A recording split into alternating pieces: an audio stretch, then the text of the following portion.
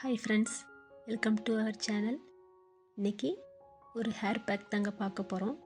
இந்த ஒரு பவுட்ரு இருந்தால் போதுங்க, உங்கள் ஹேர் ஃபாலை கம்மி பண்ணி ஹேர் க்ரோத்தையும் அதிகமாக்குங்க. உங்கள் முடி நீளமாகவும் கட்டை மாதிரி அடர்த்தியாகவும் வளர வைக்குங்க.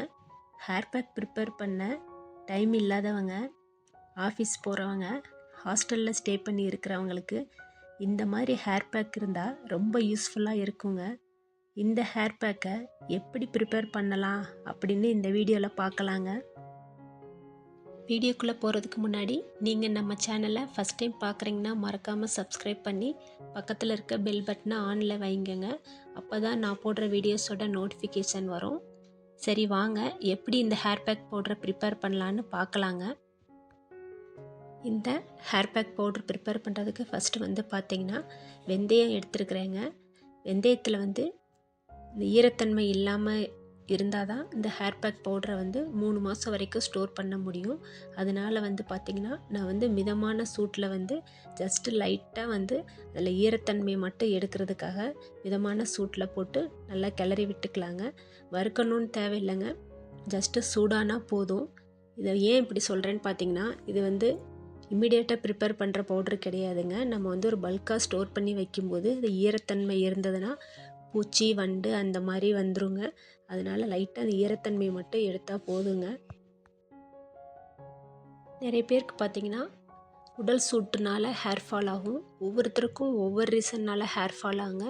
இந்த உடல் சூட்டுனால ஹேர் ஃபால் ஆகுது அப்படின்றவங்களுக்கு வெந்தயத்தை நீங்கள் ஊற வச்சு அரைச்சும் தேய்ச்சாலும் சரி, இந்த மாதிரி பவுட்ரு பண்ணி எடுத்துக்கிட்டாலும் சரிங்க, கண்டிப்பாக ஹேர் ஃபால் கம்மியாகுங்க. அதனால் பார்த்திங்கன்னா வெந்தயத்தை எடுத்துக்கோங்க. உங்களுக்கு கோல்டு ஆகாத மாதிரி பார்த்து எடுத்துக்கோங்க. பார்த்திங்கன்னா நான் கலர் சேஞ்ச் ஆகாத மாதிரி தான் வறுத்து எடுத்துருக்கிறேன். இதை வேறு ஒரு பிளேட்டுக்கு மாற்றி எடுத்துக்கலாங்க.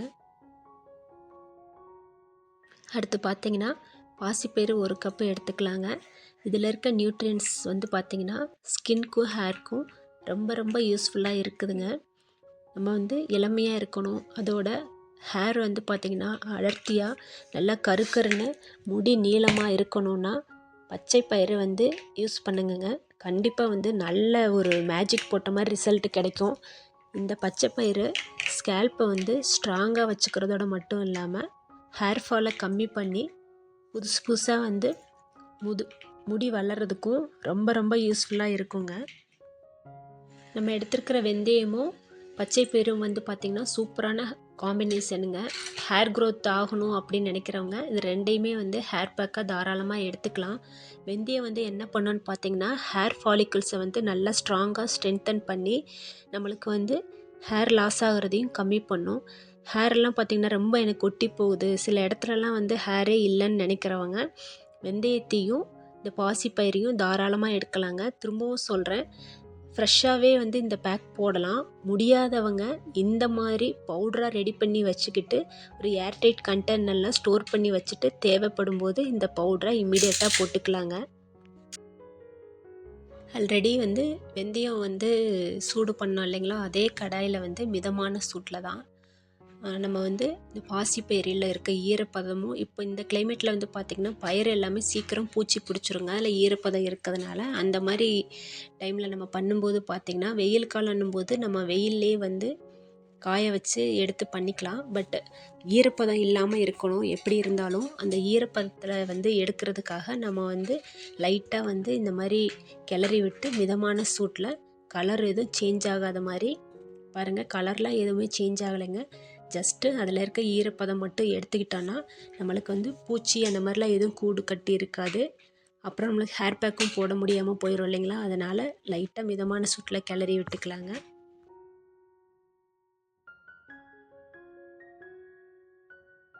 வீடியோவை ஸ்கிப் பண்ணாமல் ஃபுல்லாக பாருங்கள். இப்போது சூடானதும் நம்ம ஸ்டவ்வை ஆஃப் பண்ணிடலாங்க.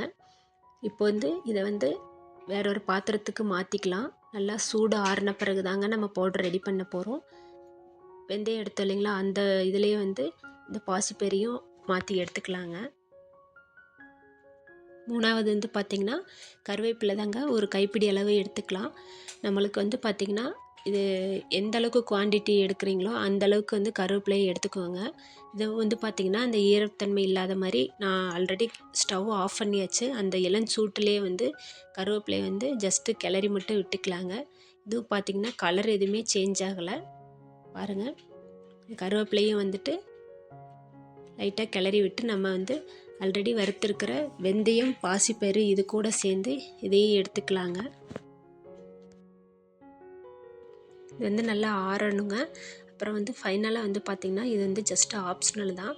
பன்னீர் ரோஸ் இருக்குது இல்லைங்களா, நம்ம பூஜை ரூமில் வந்து சாமிக்கு வந்து போட்டதுக்கப்புறம் காஞ்சிட்டு அதுக்கப்புறம் அதையும் எடுத்து ஸ்டோர் பண்ணி வச்சுக்கிறேன். அப்போது ஒரு பூ வந்து எங்கள் செடியில் பூத்ததுன்னா அதையும் வந்து எடுத்து ஸ்டோர் பண்ணி காஞ்சதுக்கப்புறம் இந்த மாதிரி வந்து ஸ்டோர் பண்ணி வச்சுக்கிறேங்க.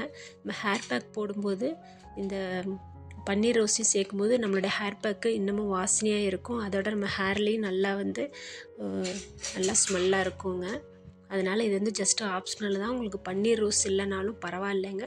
ஜஸ்ட்டு நான் சொன்ன அந்த 3 பொருள் வெந்தயம், பாசிப்பயிறு, அப்புறம் வந்து பார்த்திங்கன்னா கருவேப்பிலை 3 மட்டும் இருந்தாலே போதும். இது நல்லா சூடு ஆறின உடனே இந்த ஹேர் பேக்கு வந்து பவுடர் ரெடி பண்ணிக்கலாங்க. சூப்பரான ரிசல்ட்டு கொடுக்குங்க. நிறைய பேர் வீடியோ பார்த்துட்டு ஹேர் பேக் போடணும்னு ஆசைப்படுவாங்க. ஆனால் டைம் இல்லை, ஹாஸ்டலில் இருக்கிறவங்கலாம் வந்து ஹேர் மாஸ்க் எதுவுமே போட முடியாது அப்படின்னு நினைக்கிறவங்களுக்கு இந்த வீடியோ ரொம்ப யூஸ்ஃபுல்லாக இருக்கும். தேவைப்படுற உங்கள் ஃப்ரெண்ட்ஸுக்கும் இந்த வீடியோவை ஷேர் பண்ணுங்கள். வந்து பார்த்திங்கன்னா நம்மளுக்கு இம்மிடியேட்டாக இந்த ஹேர் பேக் போட்டுக்கலாங்க. வந்து சூடு ஆறின உடனே நம்ம வந்து ஒரு மிக்ஸி ஜாருக்கு இதை மாற்றி எடுத்துக்கலாங்க. வந்து பார்த்திங்கன்னா எந்த அளவுக்கு அரைக்க முடியுமோ அந்த அளவுக்கு வந்து நல்லா ஃபைன் பவுடராக நல்லா அரைச்சி எடுத்துக்கோங்க.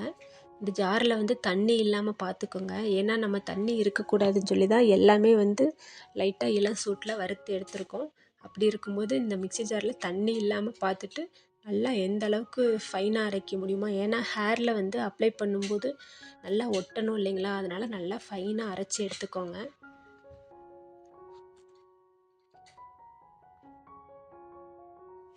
பாருங்கள், எனக்கு பாருங்கள் நல்லா எந்த அளவுக்கு முடியுமோ. ஏன்னா மிக்சியில் வந்து அரைக்கும்போது கொஞ்சம் ஒன்றும் பாதியமாக அந்த மாதிரி வரும். அந்த குருணையாக இல்லாமல் முடிஞ்ச வரைக்கும் ஃபைனாக வந்து அரைச்சி எடுத்துக்கிட்டு ஒரு ஏர்டைட் கண்டெய்னரில் ஸ்டோர் பண்ணிக்கலாம். அதுலேயுமே வந்துட்டு தண்ணி இருக்கக்கூடாது. நம்ம இந்த பேக்கு ரெடி பண்ணுறதுக்கு என்னென்ன பாத்திரம் எடுத்துக்கிறோமோ அதில் எதுலையுமே தண்ணி இல்லாத மாதிரி பார்த்துக்கோங்க.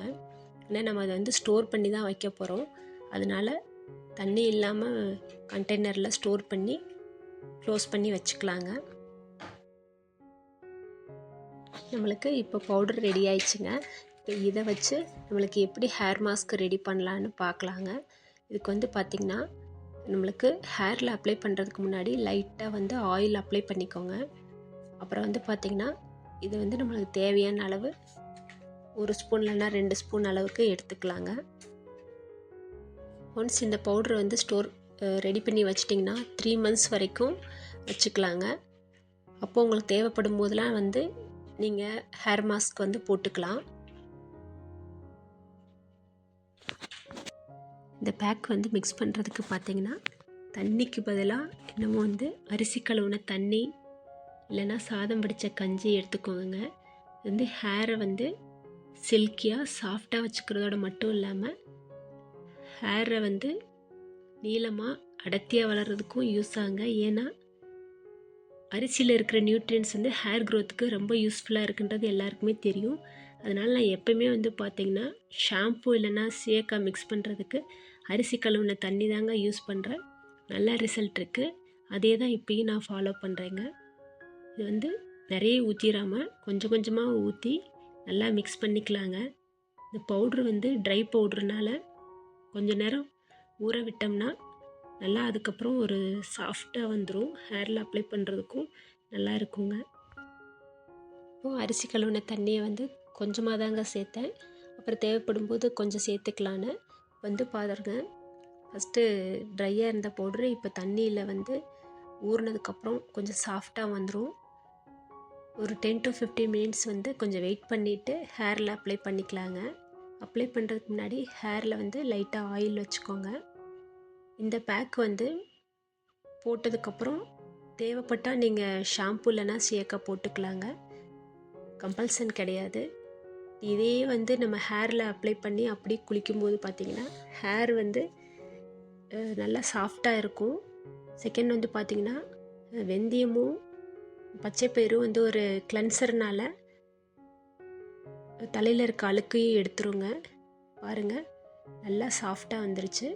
இதுக்கப்புறம் வந்து பார்த்திங்கன்னா ஹேரில் வந்து கொஞ்சம் கொஞ்சமாக வந்து ரூட்ஸ்லேருந்து ஸ்ப்ளிட் எண்ட் இருக்கிற வரைக்கும் எல்லா இடத்துலையும் அப்ளை பண்ணி ஒரு 15 மினிட்ஸ் வரைக்குமாவது அட்லீஸ்ட்டு ஊற வச்சுக்கலாங்க. அதுக்கப்புறம் ஹேரை நல்லா வாஷ் பண்ணிடுங்க.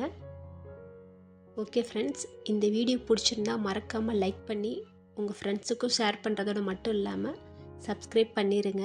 நம்ம சேனலில் ஹேர் கேர் மட்டும் இல்லாமல் நிறைய ஸ்கின் கேர் வீடியோஸ், ரொம்ப யூஸ்ஃபுல்லான கண்டென்ட் தாங்க நம்ம சேனலில் இருக்குது. ட்ரை பண்ணி பாருங்கள். வேறு ஒரு இன்ட்ரெஸ்டான வீடியோவில் பார்க்கலாங்க. Bye by.